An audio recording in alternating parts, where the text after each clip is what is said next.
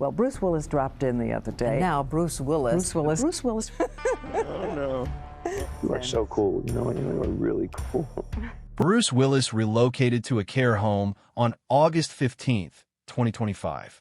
His family paid $200,000 annually to simply keep him safe.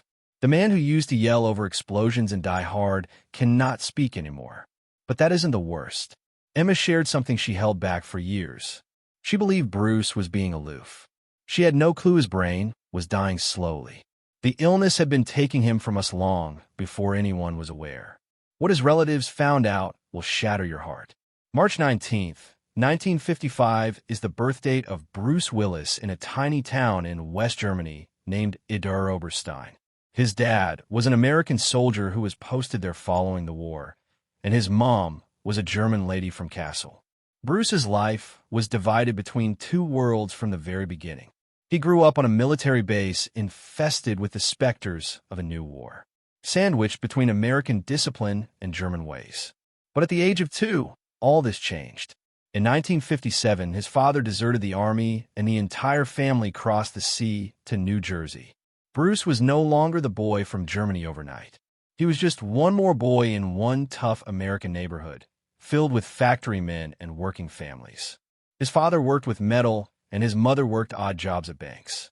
They had very little, and Bruce never felt he belonged anywhere. As the 1960s arrived, something began to disturb him very much. When he was 6 years old, Bruce came down with a sore stutter. Words would catch in his throat. He'd attempt to speak, and nothing would sound right. Children teased him and gave him a vicious nickname, Buck Buck.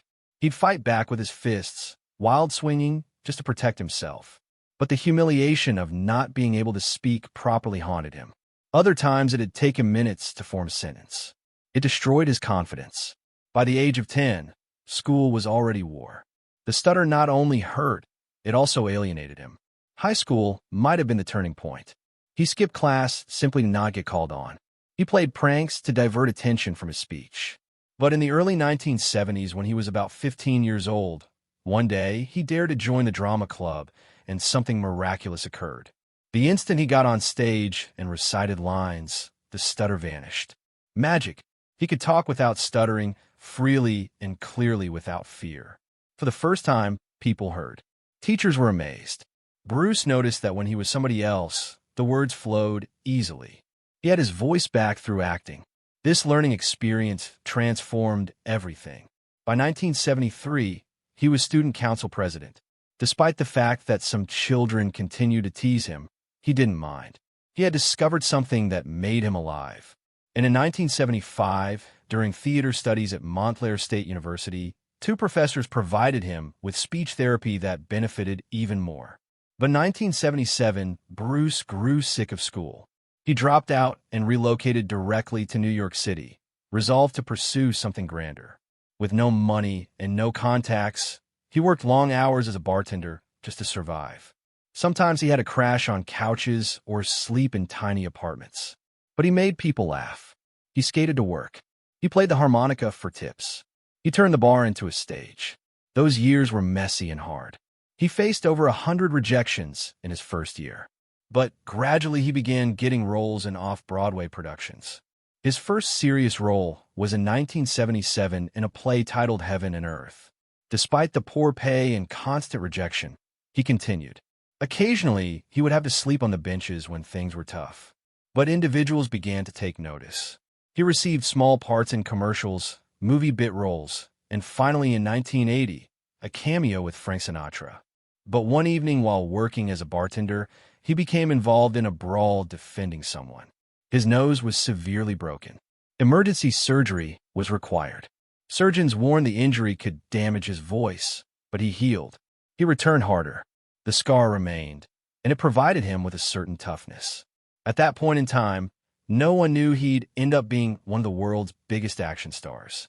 But in those tiny, working-man bars of New York City, he established something more resilient than celebrity. He formed friendships that'd last decades. He was introduced to John Goodman at Chelsea Central behind the bar, and they did crazy impromptu plays together in front of tiny audiences that left onlookers agog. They were broke, making only a few dollars a week, but they had real passion. They improvised. They yelled and sobbed and threw themselves into every moment. These raw performances honed Bruce's sense of timing and provided him with the energy that would someday shock movie screens. Then, in 1985, his life changed. Bruce went to an audition for a new television show called Moonlighting. Approximately 3,000 actors auditioned for the part, including radio personalities and trained actors. ABC turned Bruce down 11 times, but he returned one last time with a shaved head, earrings, and an attitude that couldn't be ignored. He ad-libbed his lines and got the producers to laugh. The outsider with the stutter was suddenly the one they wanted. Moonlighting premiered on March 3rd, 1985, and overnight Bruce Willis became a star. The production was disorganized and costly.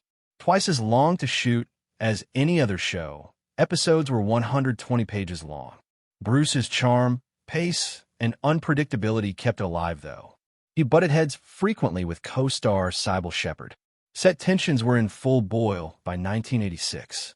They fought, barked at one another on the set, and sometimes refused to talk off stage. The stress became so intense that Bruce fainted from sheer exhaustion in 1988 and was hospitalized. Scripts fell behind schedule. Ratings slumped, but the chemistry between them kept viewers hooked.